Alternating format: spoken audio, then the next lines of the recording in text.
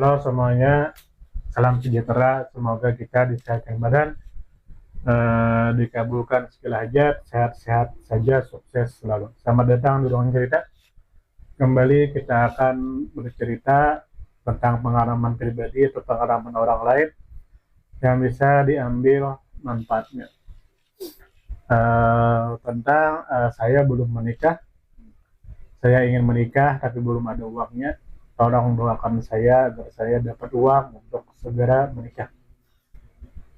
Ada sebuah dikarenakan saya belum menikah, jadi saya mencari informasi tentang dunia pernikahan agar bisa jadi bahan perbandingan atau bahan ajar bagi saya yang belum menikah untuk mempersiapkan diri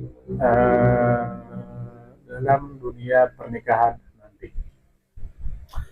Lalu saya buka sosmed dan mendapatkan cerita dari seorang perempuan, seorang istri yang dia memendam semuanya sendiri. Bahkan saat bapaknya meninggal dunia pun dia pendam. Dia mempunyai suami, lalu pada suatu ketika dia bertengkar dengan suaminya, sampai akhirnya suaminya keluar dari rumah, sampai 6 bulan tidak ada kabar dari suaminya. Lalu ketika ditanya oleh keluarganya mana suaminya, maka dia berbohong dengan mengatakan suaminya sedang kerja di luar kota. Lalu pada suatu ketika ayahnya atau bapaknya menchat menanyakan apakah dia bertengkar dengan suaminya, tapi dia jawab tidak bertengkar. Lalu akhirnya bapaknya meninggal dunia setelah itu. Dari sini saya tidak tahu ya yang mana yang benar, yang mana yang salah. Bisa saja istrinya yang salah dan bisa saja suaminya yang salah, atau bisa saja dua-duanya benar tapi miskomunikasi.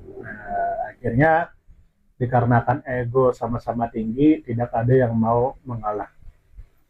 Tapi apapun yang terjadi, tanggung jawab itu ada di pihak suami.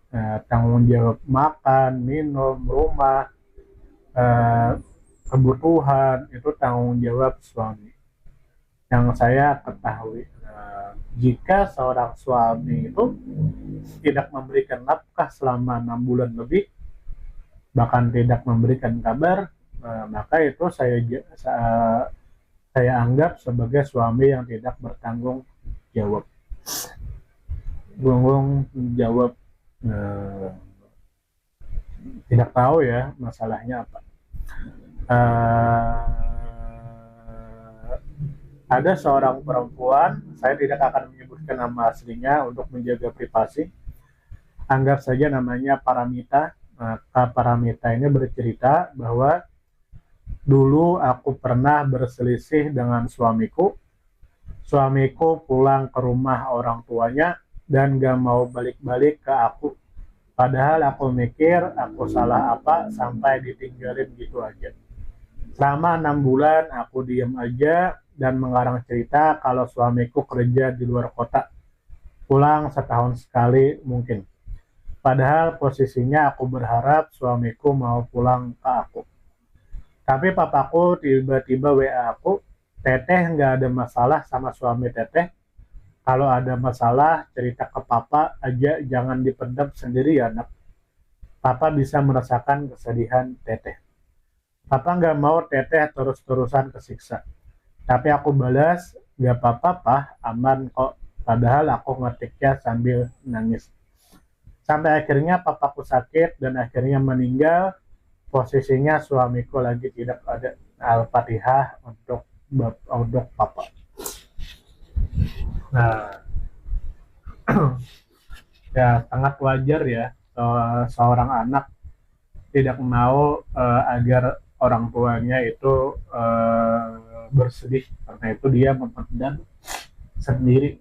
Nah, saya tidak tahu ya apa yang sebenarnya terjadi, tapi dari sini dapat kita ambil kesimpulan bahwa terkadang kita harus menurunkan ego kita agar tidak ada orang yang tersakiti.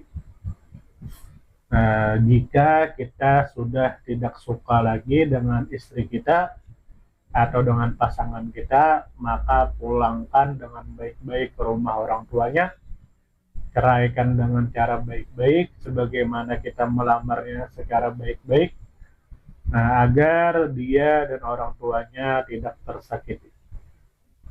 Jangan sampai karena ego tidak mau mengalah, akhirnya ada beberapa orang yang tersakiti.